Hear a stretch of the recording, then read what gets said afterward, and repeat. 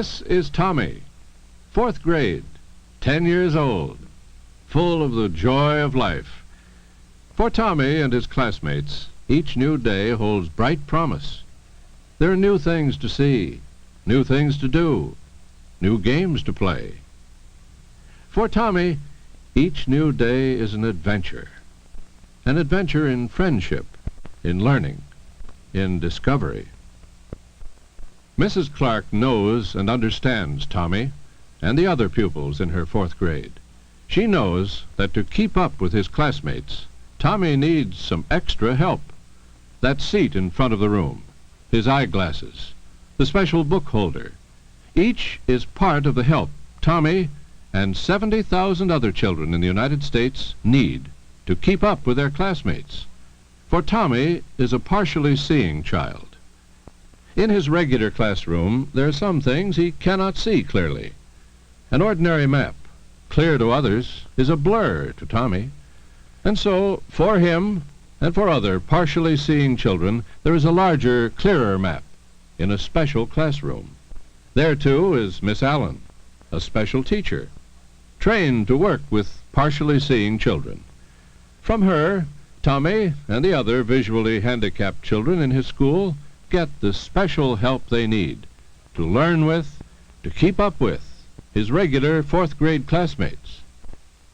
In her classroom, Miss Allen uses an array of skills and equipment designed to meet the needs of her students, partially seeing pupils who come to her from many different grades, from diverse school backgrounds. The special classroom has typewriters with extra large-size letters, reading, writing, and spelling sheets on which big letters can be written. There are magnifying devices, recording machines, audio devices, adjustable book stands which hold books at a proper and helpful angle to the eyes, and books with large-size type for easier seeing, for easier reading. This soft, wide-diameter chalk that Miss Allen is using makes a heavier line than ordinary chalk, a line that partially seeing children can see more easily. Grace is an older girl, one of Miss Allen's more advanced students. The machine she is learning to type on is one with larger than usual letters. The individual attention Miss Allen is giving her, the practical and valuable skill Grace is acquiring in the special classroom, will give her a fair chance in her regular grade room, and a fair chance, too, in the years which lie beyond her schooling. In Miss Allen's room, an ordinary dictionary with small-face print is replaced with one which has larger letters, larger words more quickly, more easily readable. Today there are hundreds of books available, printed in such special large-face type. Miss Allen and other teachers of partially seeing children all over the country make good use of these in their classrooms. There are times, however, when the book desired is printed only in regular type.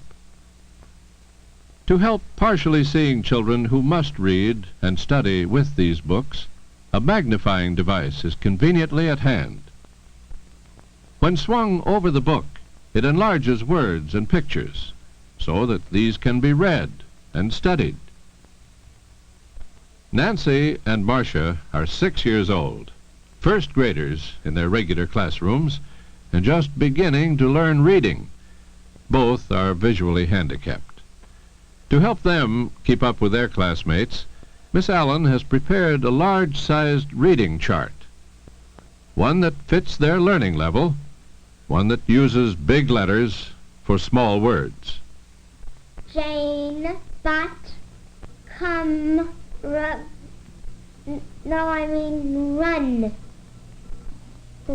Tim. That's right, Nancy. Tim it is. Not bad for a 1st grader. Miss Allen's special training enables her to work with pupils of all grade levels.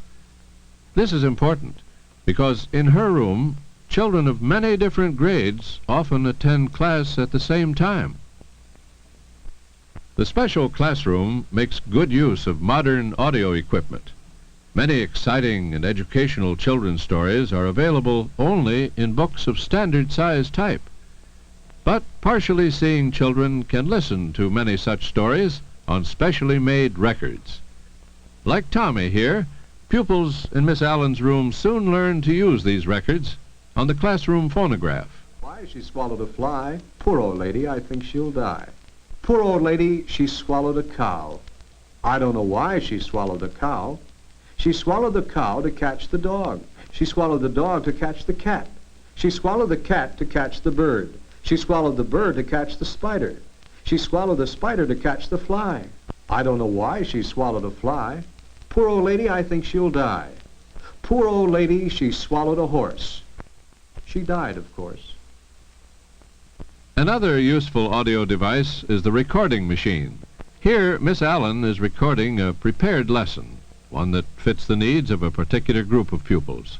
While the recorder plays back the lesson, Miss Allen is free to give her attention to a different group or child. A wire for carrying current was put above the street, and a cable and wheel from the car were connected to it. This wheel was called a troller and later trolley. So these cars... To supplement and improve Tommy's general classroom work, Miss Allen takes time to give him some extra help. Every day, in many different ways, the special classroom teacher gives such attention to her pupils. Like boys and girls whose vision is normal, partially seeing children vary in ability to learn, in adjustment to particular subjects, in aptitudes. For some pupils, a touch of individual attention can mean the difference between success and failure in a subject. Fortunately, most schools and communities have a relatively small number of children who are partially seeing. And so it is not too difficult for the special teacher to give sufficient time and effort to each child. In areas where only 2 or 3 partially seeing children attend a school, the special teacher travels from school to school on a prearranged schedule to teach her pupils. But whatever the arrangement, teachers of the partially seeing have one common aim: to help their pupils avoid a penalty for being visually handicapped, to help each child strengthen his knowledge, to help each child develop and learn to the best of his ability. When it's time to rejoin his regular class, Tommy can carry on with the others as a full-fledged member of his own 4th grade. Key to the success of Tommy's education and his progress as a student is the periodic conference between Mrs. Clark and Miss Allen. In these exchanges of information, they discuss Tommy's schoolwork and his progress in a particular subject. Or they might talk of Miss Allen's visit to Tommy's home to check on his need for good lighting. At these conferences, too, there are discussions of the doctor's report on Tommy's eye condition, or the school nurse's report on the information the doctor has given her. All in all, Tommy's teachers agree it is plain that the extra assistance he is getting is helping him keep up with his class. As Mrs. Clark puts it, partially seeing children aren't so different. Not so different. That's the key idea. Given that extra bit of help in the special classroom, Tommy finds it easy to keep up with the others in his regular class. He can acquire simple and useful manual skills while attending the school workshop with the other boys. Along with his fellow 4th graders, he is able to attend the regularly scheduled art classes, there to learn how to draw, to learn to paint, to explore with his friends and classmates the wonders of color and form and line. He can take part in the play and recreation periods in the school playground and join with other boys and girls in spirited and exciting games. In our schools, as in our homes, we help our children form the patterns of their later lives. Each child, we soon learn, is an individual, a growing person, whose life will be as full, whose life will be as rich as his individual talents and opportunities will permit, if only we help each one to use these talents fully. Our partially seeing children ask no less of us, deserve no less.